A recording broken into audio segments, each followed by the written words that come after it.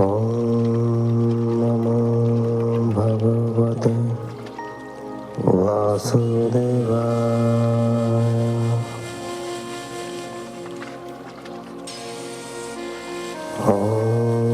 नमो भगवते वासुदेवाय।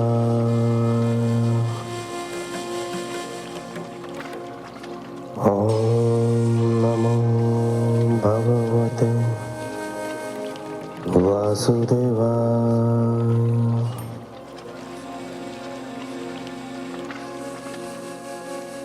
आप सुन रहे हैं हिंदू रिचुअल्स, हिंदू रीति रिवाज द्वारा प्रसारित श्रीमद् भागवत महापुराण।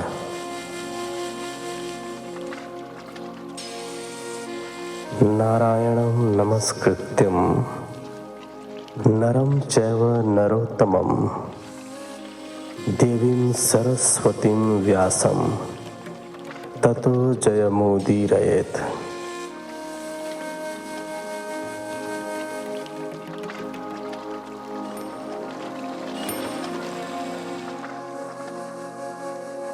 सप्तम स्कंद के इस एपिसोड में आप सुनेंगे 13वां अध्याय एवं 14वां अध्याय।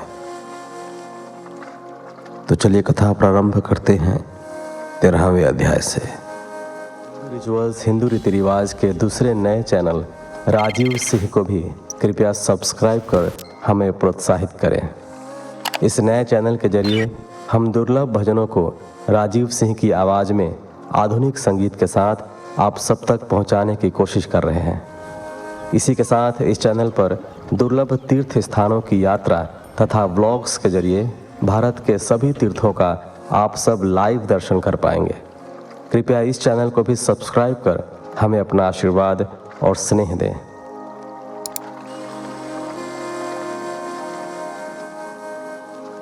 तेरहवां अध्याय।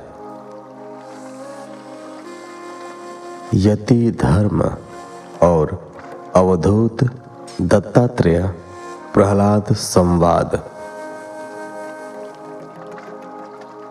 नारद जी ने कहा, युधिष्ठिर, यदि वानप्रस्थ में रहने वाले व्यक्ति के मन में ब्रह्मा को जानने की इच्छा उत्पन्न हो तो उसे केवल अपने शरीर के साथ संन्यास ग्रहण कर लेना चाहिए और सारे पदार्थों का त्याग कर देना चाहिए।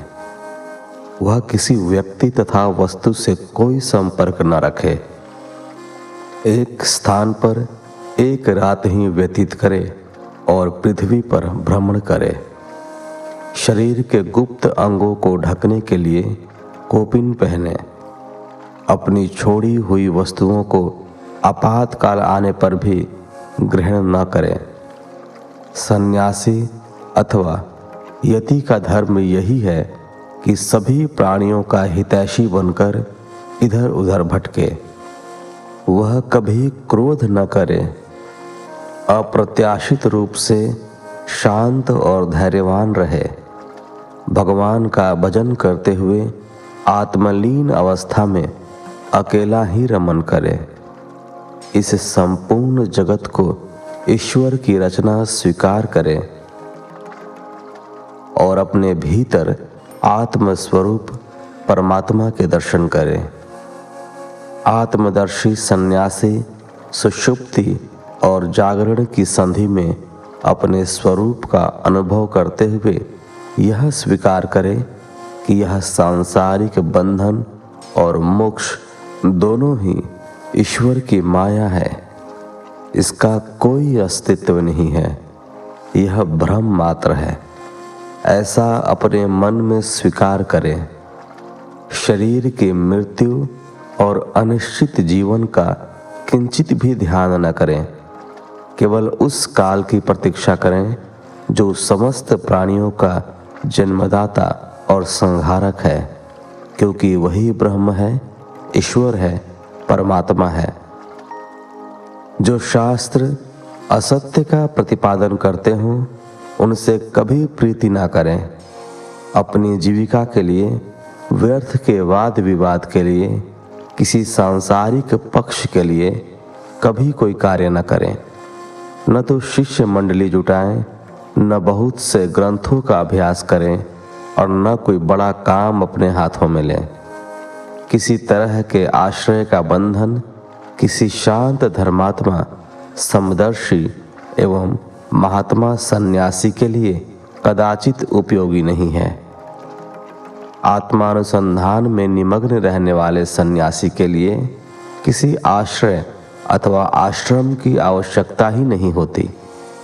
वह विचारशील होते हुए भी एक बालक की भांति सहृदय और निश्चल होता है। ब्रह्म के प्रति उसकी भक्ति एक पागल की तरह होती है। प्रतिभाशाली वक्ता होने पर भी वह गूंगे के समान दिखाई पड़ता है। युधिष्ठिर, इस विषय में प्राचीन महात्मा लोग एक प्रसंग सुनाया करते हैं। वह दत्तात्रेय मुनि और प्रहलाद के संवाद के रूप में जाना जाता है। अवधूत दत्तात्रेय मुनि और प्रहलाद का संवाद। एक बार की बात है कि महाराज प्रहलाद अपनी प्रजा के मन की थाह लेने के लिए अपने राज्य में घूम रहे थे। उनके साथ कुछ विश्वस्त मंत्रीगण भी थे। उन्होंने सह्याद्री पर्वत की तलहटी में कावेरी नदी के तट पर एक मुनि को पड़े देखा। उनका शरीर धूल धूसरित हो रहा था। उनके रंग रूप को देखकर यह जानना कठिन था कि वे कोई साधारण मुनि हैं या कोई सिद्ध पुरुष हैं। भक्त प्रहलाद ने अपना शीश उनके चरणों से लगाकर उन्हें प्रणाम किया और उनसे पूछा, भगवान, आपका यह शरीर उद्योगी और भोगी पुरुषों के समान हृष्ट पुष्ट है। संसार का यह नियम है कि उद्योग करने से धन की प्राप्ति होती है और धन से भोग प्राप्त होता है। भोगियों का शरीर ही इस प्रकार से हृष्ट पुष्ट होता है, परंतु मैं आपको उद्योग विहीन होकर इस प्रकार धरती पर पड़े हुए देख रहा हूँ। आपके पास कोई धन संपदा भी दिखाई नहीं दे रही है, फिर आपको भोग कहाँ से प्राप्त होते हैं? बिना भोग के ही आपका यह शरीर हृष्ट पुष्ट कैसे है?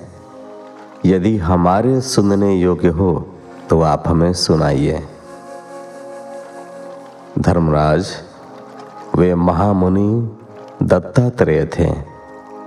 जब उन्होंने प्रहलाद की बातें सुनी तो वे उठकर बैठ गए और मुस्कुराकर मधुर वाणी में बोले, दैत्यराज, सभी श्रेष्ठ पुरुष तुम्हारा सम्मान करते हैं। तुम अपनी ज्ञान दृष्टि से यह भी अच्छी तरह जानते हो कि मनुष्यों को उनके कर्मों का फल प्राप्त होता है। तुम्हारी अनन्य भक्ति से देवादिदेव भगवान नारायण सदैव तुम्हारे हृदय में विराजमान रहते हैं।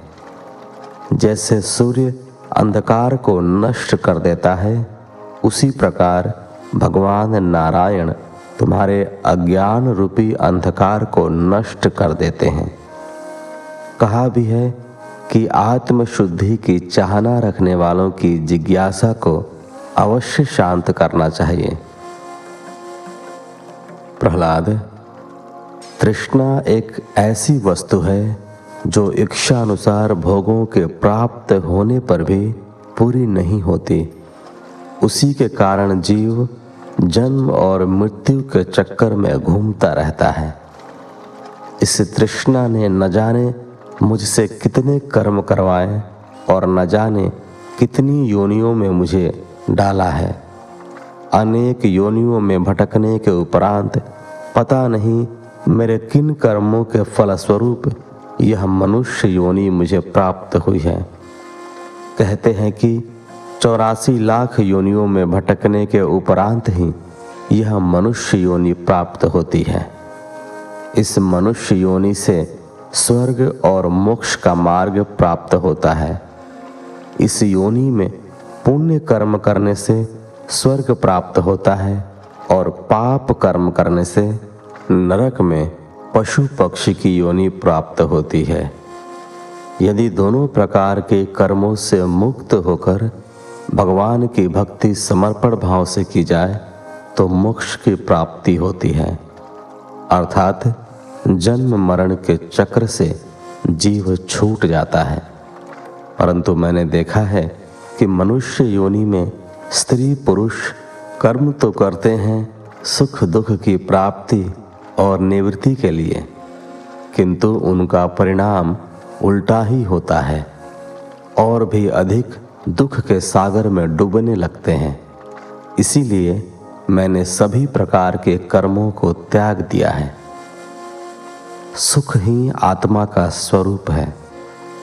समस्त चेष्टाओं की निवृत्ति ही उसका शरीर है, उसके प्रकाशित होने का वह स्थान है। इसीलिए समस्त भोगों को मैं अपने मन की तृष्णा मात्र समझकर अपने भाग्य को भोगता हुआ पड़ा रहता हूँ। यह मनुष्य अपने स्वार्थ को ही सच्चा और वास्तविक सुख मानकर जीव और आत्मा को अलग अलग मानते हुए, अर्थात इस असत्य द्वैत भाव को सत्य जानते हुए ही भयानक और विचित्र जन्मों में भटकता रहता है, जबकि जीव और आत्मा अलग अलग नहीं है।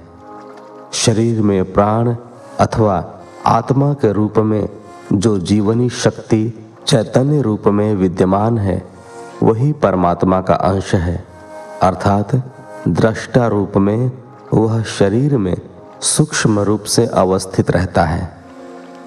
शरीर की समस्त क्रियाएं उसी के कारण संचालित होती है। उसके बिना इस शरीर का कोई अस्तित्व ही नहीं है।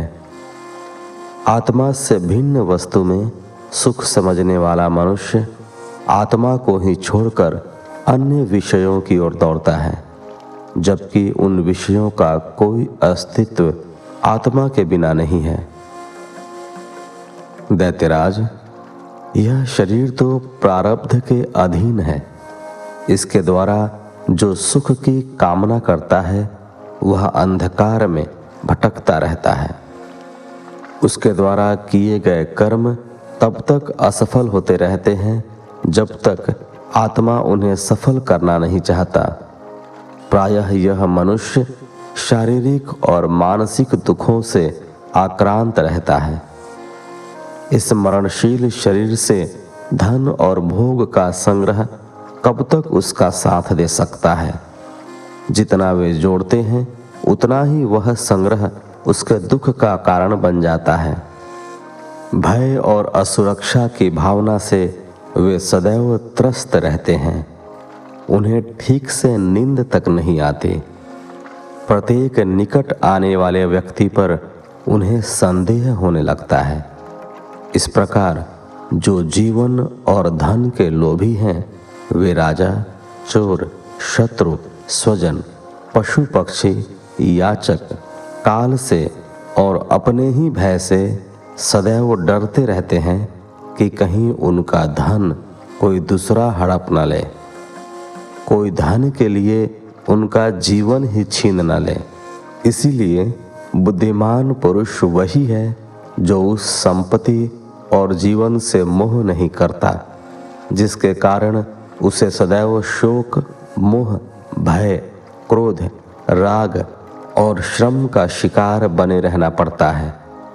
वह धन संग्रह की इच्छा का ही त्याग कर देता है।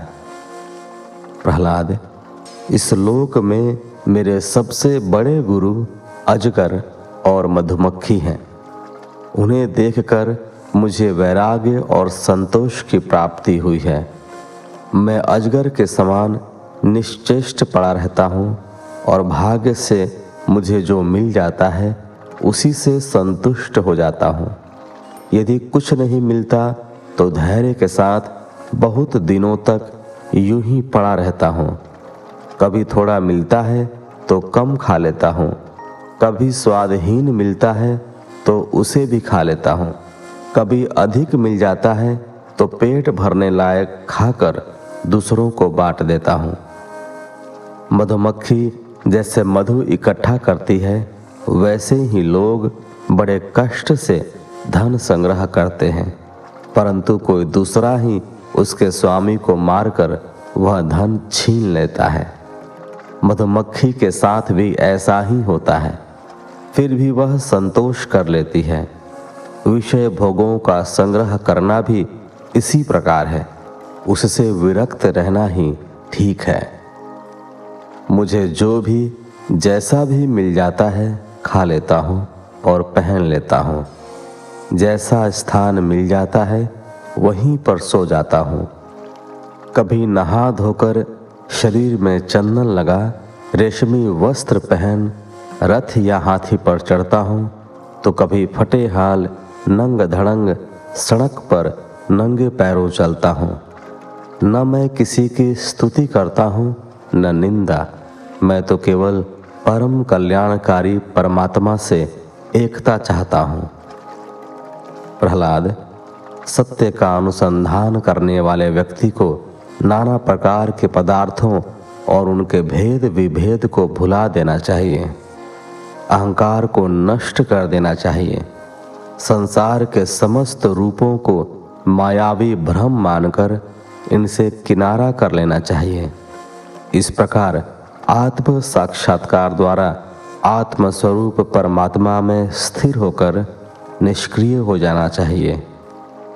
युधिष्ठिर, इस प्रकार भगवान दत्तात्रेय मुनि से परमहंस विद्वानों के धर्म को श्रवण करके प्रहलाद ने उनकी पूजा अर्चना की और उनसे आशीर्वाद लेकर अपनी राजधानी को चले गए। 14वां अध्याय। गृहस्थ संबंधी सदाचार का वर्णन। राजा युधिष्ठिर ने नारद जी से पूछा, देवर्षि नारद जी, पारिवारिक मोह में पड़े हुए मेरे जैसे गृहस्थ को बिना किसी श्रम के यह परम पद कैसे प्राप्त हो सकता है? कृपया बताने की कृपा करें।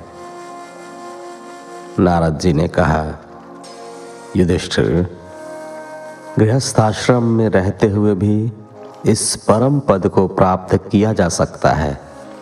इसके लिए केवल इतना करना होगा कि गृहस्थ जीवन में वह जो भी कर्म करे उसे भगवान को अर्पित कर दे। बड़े बड़े संत महात्माओं की भी सेवा करे। अवकाश के समय संसार से विरक्त महात्माओं और सन्यासियों की संगति करे और श्रद्धा पूर्वक उनके मुख से भगवान के अवतारों और उनकी लीलाओं का श्रवण करें। जैसे स्वप्न के टूट जाने पर कुछ भी याद नहीं रहता और उसकी क्षण भंगुरता का पता चल जाता है, उसी प्रकार गृहस्थ को अपने सारे रिश्ते नाते छोड़ते चलने चाहिए, क्योंकि सत्संगति से हृदय शुद्ध और निर्मल हो जाता है। और जैसे पाप कर्म छूटते चले जाते हैं, वैसे ही सांसारिक मोह माया से जुड़े पदार्थों और परिजनों का परित्याग कर देना चाहिए, क्योंकि एक ना एक दिन तो यह वैसे भी छूटने वाला होता है। बुद्धिमान पुरुष को आवश्यकता के अनुसार ही घर परिवार और अपने शरीर की सेवा करनी चाहिए। भले ही बाहर से वह रोगी, भोगी और लालची लगे, पर भीतर से उसका मन पूरी तरह विरक्त होना चाहिए। मित्र और परिजनों का भले ही बाहर से समर्थन करता रहे, किंतु भीतर से उनके प्रति किसी प्रकार की भी मोह ममता न रखे। बुद्धिमान पुरुष प्रारब्ध से प्राप्त धन बल का संचय नहीं करते, वे उसका आवश्यकता के अनुसार ही उपयोग करते हैं और शेष को लोक कल्याण के कार्यों में लगा देते हैं। उसे अन्न पर उतना ही अधिकार है जितने से उसकी भूख मिट जाए। इससे अधिक संपत्ति और अन्न का जो संग्रह करता है वह चोर कहलाता है। राजा को ऐसे व्यक्ति को दंडित करना चाहिए। पशु पक्षियों और कीट पतंगों के साथ पुत्रवत ही प्रेम करना चाहिए। गृहस्थ व्यक्ति को धर्म, अर्थ और काम के लिए कष्ट नहीं उठाना चाहिए, बल्कि देश काल के अनुसार जो भी मिल जाए उस पर संतोष करना चाहिए। अपनी भोग सामग्रियों को कुत्ते को, पतितों को, चांडालों को बांटकर ही अपने काम में लाना चाहिए। अपने परिवार को अतिथि सेवा में नियुक्त रखें। शरीर और स्त्री की आसक्ति से सदैव अपने को दूर रखें। गृहस्थ को चाहिए कि प्रारब्ध से प्राप्त और पंच यज्ञ से बचे हुए अन्न से ही अपना जीवन निर्वाह करे। अपने स्वभाव के अनुसार प्रतिदिन देवता, ऋषि, मनुष्य, भूत और पितृगण का तथा अपने आत्मा का पूजन करना चाहिए। इस प्रकार भिन्न भिन्न रूपों में एक ही ईश्वर की आराधना है। युधिष्ठिर, वैसे तो समस्त यज्ञों के भोक्ता भगवान ही हैं, परंतु ब्राह्मण के मुख में अर्पित किए हुए हविष्यान से उनकी जैसी तृप्ति होती है वैसी अग्नि के मुख में करने से नहीं होती। इसीलिए ब्राह्मण, देवता, मनुष्य आदि सभी प्राणियों में विराजमान भगवान की पूजा करनी चाहिए। ब्राह्मणों की इनमें प्रधानता माननी चाहिए। धनी ब्राह्मण को अपनी हैसियत के अनुसार आश्विन मास के कृष्ण पक्ष में अपने माता पिता, पितामह, दादी और बंधुओं का श्राद्ध करना चाहिए। इसके अतिरिक्त प्रत्येक माह की पूर्णिमा, अष्टमी और एकादशी को व्रत आदि करके योग्य ब्राह्मणों को भोजन कराना चाहिए तथा सूर्य और चंद्र ग्रहण के अवसर पर निर्धनों को दान देना चाहिए। ये सभी कल्याणकारी साधन हैं जो शुभ और मंगल कामनाओं में श्री विधि करते हैं। शुभ पर्वों पर श्रद्धा पूर्वक अनुष्ठान करने चाहिए और ब्राह्मणों को उचित दान दक्षिणा देनी चाहिए।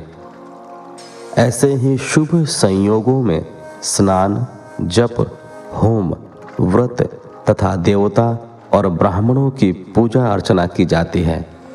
इससे अक्षय फल की प्राप्ति होती है। युधिष्ठिर, इसी प्रकार विविध संस्कारों के अवसर पर ब्राह्मणों को दान दक्षिणा देनी चाहिए और शुभ कर्म करने चाहिए।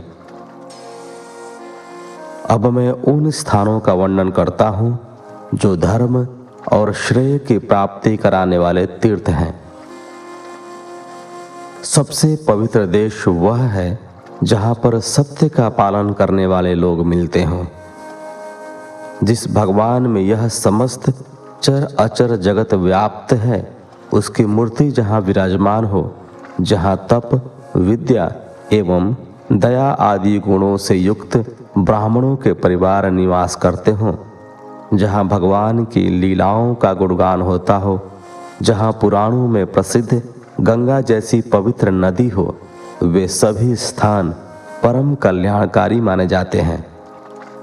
पुष्कर सरोवर, सिद्ध पुरुषों द्वारा सेवित क्षेत्र, कुरुक्षेत्र, गया, प्रयाग, हरिद्वार, नैमिषारण्य, फाल्गुन क्षेत्र, पुलाहाश्रम यानी कि शालग्राम क्षेत्र, सेतुबंध, प्रभास क्षेत्र, द्वारका, काशी, मथुरा, पंपासर, बिंदु सरोवर, गंगा सागर, बद्रिकाश्रम, केदारनाथ, अलकनंदा, अयोध्या, चित्रकूट, महेंद्र और मलय पर्वत, हिमालय क्षेत्र, रामेश्वरम और कन्याकुमारी आदि क्षेत्र अत्यंत पवित्र तीर्थ स्थल हैं। इन तीर्थों का भ्रमण करने से गृहस्थ को बड़ा पुण्य प्राप्त होता है। युधिष्ठिर, विवेकी पुरुषों ने एकमात्र भगवान को ही सत्य का पालक और रक्षक बताया है। यह चराचर जगत उन्हीं का रूप है। तुम्हारी इस यज्ञ भूमि में यज्ञ का प्रमुख पात्र श्री कृष्ण को ही माना गया है। समस्त ऋषि मुनियों में अग्र पूजा उन्हीं भगवान श्री कृष्ण की गई है। असंख्य जीवों से युक्त इस ब्रह्मांड के महावृक्ष के एकमात्र मूल बीज भगवान श्री कृष्ण ही हैं। इनकी पूजा से सभी जीवों की आत्मा तृप्त हो जाती है। वे सभी जीवों में आत्मा रूप से विद्यमान रहते हैं। उन्होंने ही इस ब्रह्मांड की रचना की है। वे ही एकमात्र परम पुरुष हैं। एक रस होते हुए भी भगवान इन मनुष्यों के शरीर में उनकी भिन्नता के कारण भी निवास करते हैं।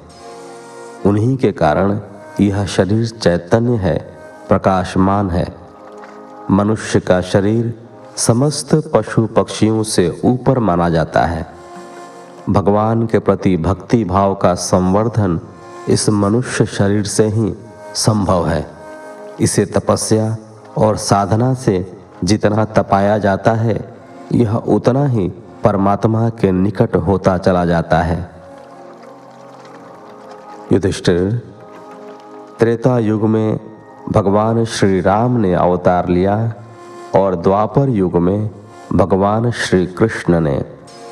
दोनों की साकार प्रतिमाएं देश के कोने कोने में मिल जाती हैं। उनकी पूजा से सिद्धि मिलने में विलंब नहीं लगता। ब्राह्मण तो स्वयं भगवान द्वारा पूजित होते हैं, फिर हमारी तुम्हारी तो बात ही क्या है। इस प्रकार 14वें अध्याय के साथ इस एपिसोड को यहीं विराम देते हैं। मिलते हैं आपसे अगले एपिसोड में। तब तक के लिए धन्यवाद। जय श्री हरि।